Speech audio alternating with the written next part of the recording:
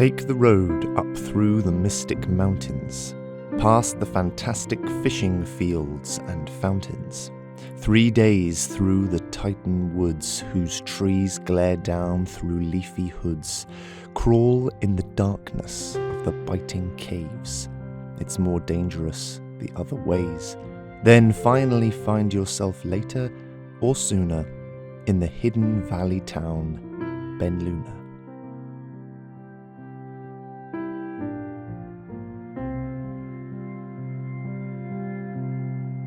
The day in question began in a similar fashion to the days that had preceded it. Every morning for the past few weeks, Lilian awoke at dawn and ran up the mountain to train with Mr Attorcip on the stone shelf. When the time came for the visitors from Fridos to leave, Lilian had thought that she would go with them, back to the city where Mr Attorcip lived. But this did not happen. Mr Attorcip claimed that he still had work to do in Benlunar, and so Lilian helped him when she could in the afternoons after their training. The work mostly consisted of noting down names and observations that Mr Attorcip found during his many experiments. The training itself had changed dramatically in the short time since it had begun. Without the fear of silent assassins creeping in the shadows, the master and student were free to work unencumbered. Once they had broken 100 sticks, they moved on to hand-to-hand combat, incorporating kicks and holds as well as learning the intricacies of the human body, which bones were easily broken, and which soft tissues could be targeted and taken advantage of. In the 6th week, while looking in a mirror, Lilian noticed a change in her shoulders. They seemed somehow rounder or broader. She found that she no longer became out of breath just by running up to the shelf. Instead, the exhaustion would come halfway through the morning. In time, new groups of visitors arrived in Benlunar, and Lilian made sure to keep a lookout for any silver brooches, not having been able to gain any more information from Brother Thomas about his. In the late afternoons, she would wander the woods with Kilda, setting traps baited with deer meat, or stalking fowl from the bushes, hoping they would attract the attention of the mysterious fanehound. But even this pastime, with its promise of magic and mystery, grew monotonous and soon became a once-a-week activity rather than an everyday occurrence. When the day in question arrived, summer was in full swing, which for Benlunar meant that it was a cool morning which would be followed by a hot afternoon. The snow on top of the mountain had almost all disappeared, and Lilian arrived on the stone shelf at the usual hour only to find it empty. This wasn't unusual. Lilian often arrived before Mr Attorcip, and whenever she did, she would normally start stretching and warming up her body before his arrival. Today, however, she decided to postpone warming up in favour of gazing out over the valley. The trees were in full bloom, and it had rained the day before, which meant the view was as clear as it could get. Without any cloud or mist, Lilian noticed that from the stone shelf she could see the end of the valley, where the mountains became hills and the hills became fields. She had never travelled as far as that in all her life, but she knew that the fields belonged to another settlement that was nestled somewhere in the hills. Lilian turned round at the sound of footsteps behind her. "My apologies, Lilian." Mr Attorcip was walking towards her carrying a large pack. "I was busy finding us some supplies." "Supplies?" inquired Lilian. "Where are we going?" Mr Attorcip turned around and pointed upwards. "Up there." Lilian followed his gaze to the mountain's peak, and her heart leapt. Today would be a perfect day for the hike. She smiled widely and almost ran past Mr Attorcip in excitement. All right, slow down now. If we're going to do this, we need to be slow and deliberate. We'll set a steady pace and stick to it, and we should reach the peak by early afternoon." Lilian agreed and led the way back to the path marker, only, instead of going down their usual route back to town, she turned uphill and set off for the next pile of stones that signalled the way to the Benlunar peak.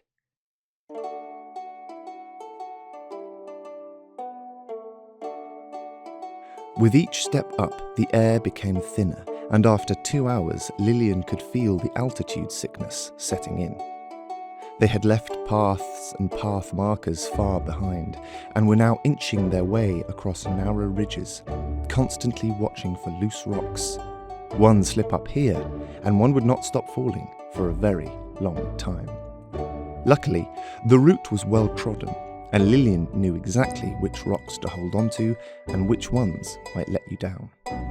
Occasionally, she would stop to observe the view and catch her breath, the latter being surprisingly difficult, as the oxygen near the peak was very thin. Even Mr Attorcip, who normally made any physical activity seem easy, seemed to be struggling with the lack of air. Whenever they found a suitable outcrop or flat surface, they would stop and drink water from Attorcip's pack. Finally, in the afternoon, Lilian hauled herself over a boulder to see the peak only a few steps away. The child in her wanted to run towards it and claim herself to be the winner of the race, but common sense and fatigue slowed her down to a steady climb. The peak of Benlunar was, in every sense of the word, a breathtaking place. Any conversation, no matter how fascinating, died when travellers reached the top. From here, Lilian could see in all directions. She even looked down on the peaks of other mountains in the distance. The trees down below stretched out until the world curved them out of sight. By her feet, she noticed a small pile of stones, a path marker, like those that had led the way, only a lot smaller due to the lack of visitors. Mr Attorcip joined her on the small surface that made up the top of the mountain and handed her a flat rock he must have picked up moments earlier. Lilian smiled and symbolically placed it on the pile. "There," she said. "What do you think?" Mr Attorcip was at a loss. He simply breathed in a deep breath, smiled and nodded, and finally said, "Yes, I think this will do nicely." "Nicely for what?" replied Lilian. "Sit." Mr Attorcip sat down and motioned for Lilian to sit opposite him. He took the pack from his back and rummaged around inside whilst admiring the view. He pulled out some bread and cheese wrapped in waxcloth, as well as 2 apples and some grapes. The two ate in silence for some time, catching their breath and enjoying the expansive scenery. Finally, Mr Attorcip spoke. "Do you remember when we were crouched behind that bush in the fog the day Cassandra followed our trail up the mountain?" Lilian nodded. She did remember.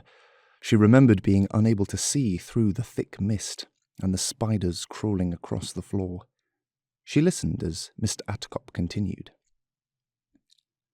"What do you remember feeling and thinking when we were hiding?" He took a final bite of his apple before wrapping the core in the waxcloth.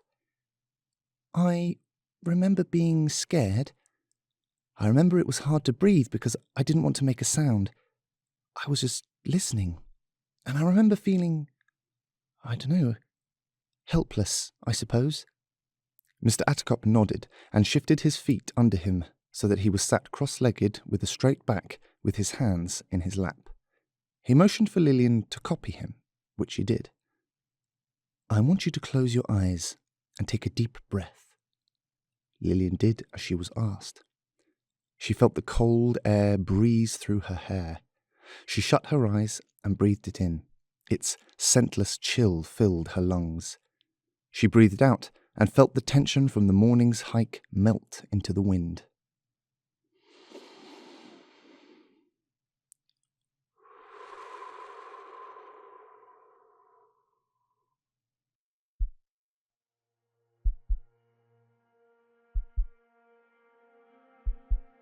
I want you to keep breathing, slowly and deeply, allowing your body to relax as you do. At the same time, I want you to recall your state of mind that day in the fog.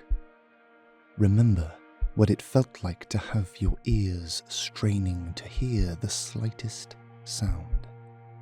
It's the same state you might find yourself in if you wake up in the night and you hear a noise that you can't identify, and for a few seconds you keep very still and try to listen out for it again. Lilian thought she understood the feeling Mr. Attercop was describing. She felt her ears move, as well as her nostrils widen. Don't forget to pair this with the breath, he reminded her. Without this, you'll tense up and stop breathing. The goal here is to be in two states at once. One is constant and relaxed, achieved through regular, deep breathing. The other is one of hyper-attention. Both of these together will root you in the present moment. In this state, I want you to tell me what you can hear. Lilian's first instinct was to say, nothing, because up on the highest peak in the region, there really was very little noise. The silence was almost eerie, considering the plethora of sights. But Lilian concentrated and breathed deeply and put herself as best she could in the state of increased attention. At first, all she heard was the breeze in her ears, but then she realized that sort of qualified as a sound, so she said, I can hear the breeze. Breeze does not make a sound. Air only makes a sound if it's hitting something. What is the breeze hitting? My ears, replied Lilian, wondering if she was making some sort of mistake. What else? Said Mr. Attercop. Lilian paused for a second. My hair? I can hear my hair moving around. Good, said Mr. Attercop. Now, you've got a ball of attention around your head. I want you to widen the ball, make it big enough to encompass the mountaintop where we're sat. What else can you hear? Again, Lilian paused and listened before answering. I can hear you breathing. I can hear your clothes move when you do. I just heard a rock or a pebble fall, I think. It was a little sound behind me. Lilian strained now, trying to push her attention outward to the whole area around her. It required a shift in perspective. She started leaning in to try and hear smaller and smaller sounds, sounds that might be coming from very far away. I can hear a bird screeching. It's far below us, I think. I can hear the wind in the trees. There's another sound too. Maybe water? I think there's a stream nearby. Maybe a spring? It's very faint. Lilian continued to play this listening game. She found it incredible how only moments ago she had been filtering out these sounds as unimportant, but now that she was paying attention to them, more and more were making themselves known. Somewhere nearby, an insect was flying around. She shifted her attention again to find that Mr. Attercop was moving some metal on his person every time he breathed. She could hear its soft and regular clink. Keys? Or a chain, she thought? She felt a smile on her lips as she widened her attention to the valley below. Echoing somewhere far below, she could hear water, faster than the spring nearby, but still as unmistakable. She wondered if she could hear anything coming from Benlunar town, but no matter how hard she tried, that part of the valley seemed hidden, too far and too quiet to be detected right now. After some time, she opened her eyes. Mr. Attercop was watching her. I could hear loads, she exclaimed, beaming. Good. It is rare, almost impossible to shut one's eyes and never be able to hear anything at all. This is an excellent place to demonstrate that. Over the next few weeks, I want you to take a few minutes 3 or 4 times a day to close your eyes and practice this. Why? Asked Lilian. Well, if we want you to get to a point where we can manipulate the natural world, we have to be able to be in tune with it. Lilian's heart leapt. Does that mean? She started, eyes widening in excitement. Does that mean you're going to teach me how to do? She wanted to say magic, but remembered how Mr. Attercop felt about that word. "Still haven't come up with a better name, have you?" he said, knowingly. "Yes, Lilian. You've progressed very well with your defense and attack, and hopefully the training has placed you more in your body, meaning that combining it with this awareness practice, you will in time come to see how your body and thoughts can gain power and influence from the natural world." "Will I be able to use the lunar essence?" "I expect so, although I have no idea when you'll be ready." Mr. Attercop stood up as he spoke, and Lilian followed him. "How do I know when I'm ready?" "I'm sure I'll tell you," he replied, picking up his pack from the floor. This frustrated Lilian. She wanted to try using it now, today, on top of this mountain. Mr. Attercop must have sensed her impatience. "Look here, Lilian." He walked over to the steepest edge of the mountain and pointed down. Lilian joined him and felt her stomach knot as she looked over the edge. A strange sensation crept into her legs, like they might give out at any second. Lilian looked straight down into the thick, spiky trees below. "There are several ways off this peak," said Mr. Attercop, pointing straight down, "and this is one of them. Another is a slow descent back the way we came. Both paths would take you to the bottom, but I'm sure I know which one you'd rather pick." Lilian gulped and instinctively took a step back to relative safety. "If I gave you the essence now, it would be the equivalent of me pushing you off this mountain. You'd get what you want, but at a price you're probably unwilling to pay. Now, follow me. We're going to head back down. And please listen and take note of your surroundings as we go." As they made their way down the mountain, Lilian opened her eyes and ears to the world around her. Every insect that flew past she would turn to follow and see which flower it would land on, as well as noting the pitch of the sound its wings made. She found herself hearing the water in the distance and underground. She noticed how the breeze through the pine needles sounded different to the breeze through birch leaves, and the shadows they made on the stone paths were as different and beautiful as the trees themselves. As they reached the mountain path, she widened her attention to encompass the entire mountain. She felt small and reassuringly insignificant in its presence. Her entire village had been born and would die and disappear in the time it would take this mountain to move an inch. Next to its glorious immortality, her problems and worries disappeared into meagre oblivion. She breathed easier now that they were approaching the stone shelf, and she wondered if she might be able to live like this forever, in constant vigilance and presence of mind, seeing without judgment and living without past or future. Just the sun's rays warming her face and the sound of nature all around her. But Lilian knew that sooner or later the future would bring concern, and the past would present resentment. But for now, these didn't matter, and when Benlunar town appeared in front of her, she smiled as if seeing an old friend after many months apart. Mr. Attercop had said very little on their way down, but when they got to the Torrison house, he turned to Lilian to say goodbye for the day. "I enjoyed that," he mused. "We don't have any mountains near Fridos, so I like to climb it whenever I'm here." "How many times have you been to Benlunar?" asked Lilian. "Oh, countless. I find it the perfect place to escape the inane institutions and customs of the city. But I will probably be heading back to Fridos this week or the next." Lilian was shocked. She knew Mr. Attercop would be leaving eventually, but this news still surprised her. She noticed him looking at her, his eyebrows raised as if asking a question. "If you wish for our lessons to continue, you will have to come with me. I would also greatly appreciate your help with my work in Fridos.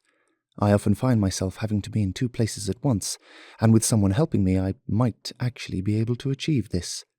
I know you've probably been giving this much thought, but rest assured, I plan on coming back to Benlunar in a couple of years." 2 years, thought Lilian. 2 years away from her parents. 2 years away from all of this. Lilian didn't know if she was ready for that. When Mr. Attercop opened the front door of the Torrison house, Lilian was surprised to see her mother in the main hall, talking to Mr. Stepson. When they heard the door open, they both looked up and seemed relieved to see Mr. Attercop walking in. Lilian's mother rushed over to them. "Lilian, where have you been?" She seemed panicked and stressed, her worry almost bleeding into anger.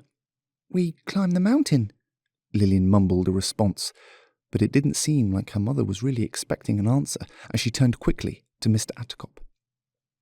"Mr. Attercop," she said imploringly, "please, can you help? A friend of mine. Her son is sick. Our local doctor is there, but he said he doesn't have what he needs to help. I thought of you because, well, Lilian says you're a scientist?" Mr. Attercop approached her slowly and spoke in a soothing voice. "Of course, Mrs. Lausanne, I will do what I can. Just let me head up to my quarters and fetch some things. I'll meet you there. Lilian can show me the way." He broke off into a run and took the stairs 2 at a time. Lilian's mum turned to her, and Lilian finally asked the question that had been gnawing at her. "Who is it, Mum?"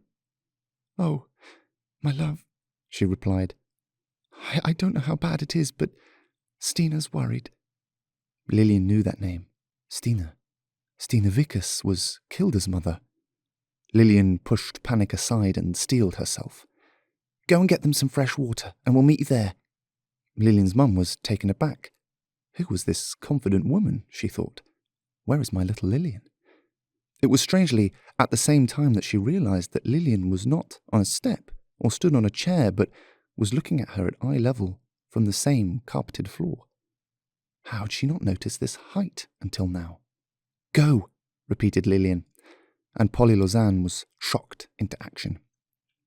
Lilian wanted to follow her, but she knew she had to stay. For a second, a silence descended on the wooden-walled, carpeted corridor. Lilian found her feet shifting, as if on their own, into the locked, defensive stance that Mr. Attercop had forced them into time and again when preparing her for a fight. Right leg in front, toes pointed slightly inwards, left leg behind, ready to send the body forward or receive weight if the body is pushed back. She was ready and waiting. She glanced towards the large and ornate staircase with its carved banisters. Mr. Stepson was still there, stood in silence and waiting as patiently as Lilian. The two made eye contact, but knew that no words needed to be exchanged. Now was not the time for talk. After about a minute and a half, Lilian heard the sounds of Mr. Attercop rushing down the stairs. He appeared at the top of the main staircase clutching a black bag that clinked and rattled with each step. As he approached Lilian, he waved his hand out in front of him, signalling her to exit and lead him to where he was needed. The pair paced their way through Benlunar, breaking into a jog whenever they were impeded by people or narrow streets.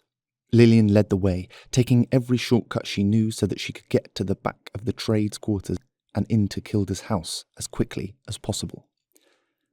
The Vickers house was small, and the wooden front door with the metal ring knocker opened easily when pushed. Mr. Attercop ducked his head, rushed past Lilian, and went through the small front room with its dining table and wood stove, and headed to the door at the back where Lilian could hear voices. She knew this to be Kilda's room, and she followed Mr. Attercop to the door. As he opened it and stepped inside, Lilian caught a glimpse of her friend lying in his bed. It was only a glimpse, however, as at that moment her mother stepped out and blocked her path. Her voice was low and quick. "It's getting a bit crowded, my love. Let's step outside." "I want to see him," argued Lilian, but her mother's tight grip on her shirt forced her back. Lilian looked through the crack in the doorway as it closed, and noticed how pale her friend looked. His eyes were closed, and his mum was by his side, gripping his hand. Lilian felt angry as her way to him was blocked. She almost turned to shout at her mum, but caught herself before she did. It was true, she thought. She wouldn't be any help in there. Best leave it to Mr. Attercop. She began to pace around the small front room. "What happened?" she asked her mum, keeping her voice low so as not to disturb. "I'm not sure. Stina came round this morning, saying Kilda had been sick in the night and asking if we had any ginger. I gave her some and didn't think much of it. But later I went round with some mint water and some honey, and he'd gotten worse. He wasn't speaking and kept fainting, so I went to get Mr. Rumix and he gave him—" Her speech faltered. She was still in shock. He gave him some tincture, but it doesn't seem to have helped." Lilian's head was racing. She took a deep breath to calm herself. This was a tough situation, she thought, but nothing Kilda couldn't handle. Lilian remembered the time she'd promised him 6 silver bits if he ate a worm. She watched him do it so quickly that she regretted offering him so much. He probably would have eaten it for a copperhead and a good story, and would still have been absolutely fine and healthy. He was a fighter, a scrappy little prince who wouldn't hurt a bee if it stung him. "I don't understand," she said out loud, almost without realizing it. "I saw him 2 days ago. He was fine." Lilian's mother looked up from where she was now sat at the table. She didn't know what to say. For all her height and confident manner, her daughter was still so young. Polly Lausanne had known more of sickness, more of injuries, and the dangers of infection. And she also knew that sometimes these things came without reason and without explanation, and it was in these times that she put her trust in the decision of gods and their strange ways. "Lilian," she whispered, "come, sit with me." The 2 women sat, mostly in silence. They waited and listened patiently. They sat like this for the best part of the evening, listening to the occasional murmured voice and soft step from the room at the back of the house. Lilian felt helpless and impotent. More than once she felt anger rise inside her, but quickly remembered how being angry rarely helped anyone. Finally, Mr. Attercip stepped out of the room, wiping sweat from his brow.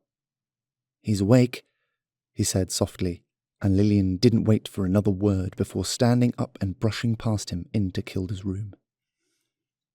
The atmosphere inside was tense and still. Lilian edged slowly towards Kilda's small bed. Her friend was still very pale, and his eyes were open and he was looking at his mother. As Lilian approached, he turned to look at her. A small smile crept across his lips. His mother, Stina, spoke first. "He needs to rest, so maybe just a quick word." Lilian nodded in understanding and knelt down so as to be closer to him. It was as if she was looking at a different boy, a boy with red around his eyes and sweat streaking his hair back from his face. It was only his smile and his eyes that told Lilian that this was indeed Kilda. "Hi, Lily." His voice came through softly. "Hey." Lilian wasn't sure what to say, so she put her hand over his. It was cold to the touch, despite the heat of the room. "I'm not feeling too good," whispered Kilda. "That's okay," she replied. "You just sleep and rest, and we'll go down to the river in the morning." Kilda smiled and nodded. His eyes closed for a second, and then reopened. He looked at Lilian as if noticing her again. He smiled, and Lilian smiled back, happy that she was making him happy, for he was always making her smile, even now. "I'll rest," he spoke again, very softly now. "Yes," said Lilian. You rest now, and I'll come see you tomorrow." Lilian thought she saw a small nod, but it may have just been Kilda relaxing into his pillow. Lilian looked at his mother and smiled as she got up to leave. That night, Lilian had trouble sleeping. She tossed and turned in her bed, throwing off her cover only to go and get it. She must have finally found some sleep, however, as she woke up from a dream when her mum opened her bedroom door. It was still dark, but the moon was shedding some light through her bedroom window. The cold glow of the moon was all she needed to see the shape of her mother open her door and step slowly into her room. Lilian sat up in confusion as she watched her mother approach her bed and sit beside her. As she sat, the moon's light fell on her face, and Lilian could see tears glistening in the darkness. Why was she crying? thought Lilian, still half asleep. But then she knew. And when she knew, her vision blurred with her own tears, and she felt her mother's warm embrace as she wept and wept until morning.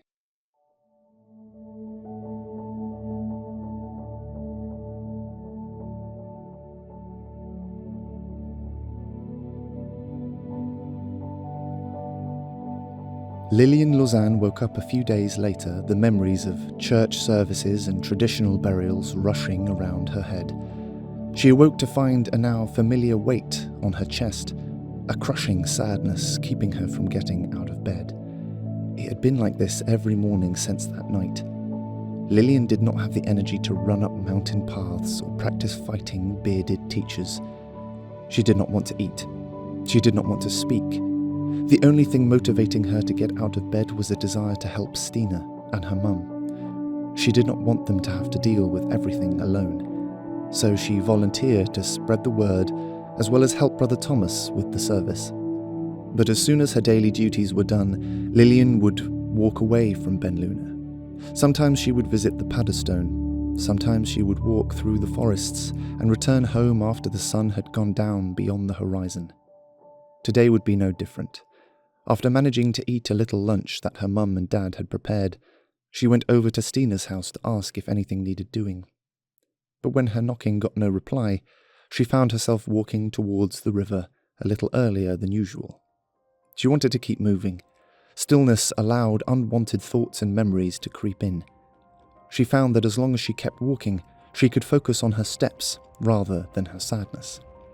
She could walk for hours like this, and more than once in the past few days, she had found herself looking up at unfamiliar surroundings and having to trace her steps back to town. Lilian walked like this now, as if she was at the bottom of an ocean, grief pushing all other emotions away. She saw leaves under her feet and dodged tree trunks that interrupted her path.